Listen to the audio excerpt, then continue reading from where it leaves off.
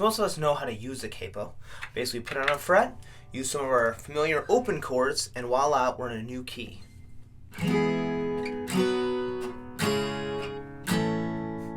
What I want to try doing is get you thinking about what it is that you're actually playing, what chords you're playing, so that way when it comes down to using our capo on different parts of the frets to play the same chord progression, you're prepared for it. This is also kind of a step to kind of get us used to the caged chords. In case using your first finger to bar like a C shape is too tough, this kind of gets you thinking like the caged shapes, but without having to go through the physical pain of actually playing it. So what we have to get used to is what our capo does to our open chords. E, the root note, is open on the 6th string. A, our root note, is going to be open on the 5th string. D, our root note, is going to be open on the 4th string. Alright, so that's going to be the note that tells us what chord it is. So if we put our capo on the 5th fret, we play an E chord, or an E minor, an E7, or anything like that, our root note is going to be whatever our 6th string is open, which in this case is the 5th fret, which makes it a G, A chord. Alright, our A shape now is going to be the same note as whatever the 5th string is open with our capo. On the 5th fret, that's going to be a D chord. A shape, D chord. Our D chord, our D shape, is actually going to be a G chord, whatever our note is on the 4th string on that fret.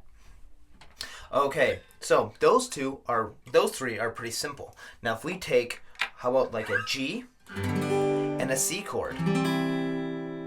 Okay, now these are going to react just a little bit differently because our notes now are going to be 3 frets higher than what our capo is. So there's our root note right there. So whatever note that is going to be our chord name itself. So since my capo's on the 5th fret, I have to go 3 frets higher for the G chord. G shape, that's going to be a C chord. G shape, C chord. Now if I go to our C shape now, whatever note my 3rd finger is on, is going to be the root note. So in this case, it's going to be F, because my capo's on the 5th fret. 3 frets higher is going to be an F chord.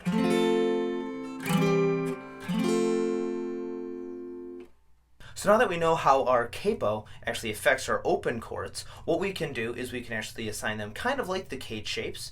I'm going to be using the same kind of formula almost. C, A, G, D. No E this time, so it's like cage D. But what we're going to be doing is we're using those chords as a reference on where we can put the capo. So for example, if I take 3 chords, G, C, D, alright, my first chord is G, which means that we're in the G shape. Now C, A, G, D, next is going to be my D shape. So what we have to do is we have to find out where our G note is on the 4th string, 5th fret, put my capo there. Now when I play a D chord, that is going to be the same chord as it's going to be the same sound as our G shape way up there. Now from here we can find G, C as a G shape, and then D as an A shape.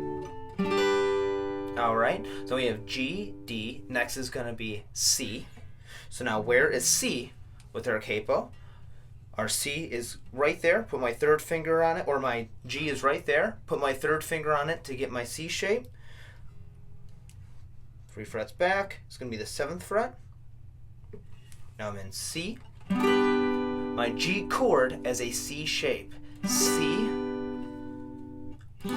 G chord, C shape, C chord, F shape, D chord, G shape, G chord, C shape again. So now next is going to be our A shape. Again, we're going through the caged minus E, starting from G. So G, D, C, A, back to G. So G is on the 10th fret on the 5th string. So that's going to be open, add in our A shape. Now from there, our C is going to be on the 4th string open, D shape, D, 6th string open, E shape, A. You can tell I'm a little high up here on my fretboard, but now we can see that G, C, and D chords all over the fretboard. Try this with a million different progressions. Try to get used to where these notes are and how these shapes kind of correlate.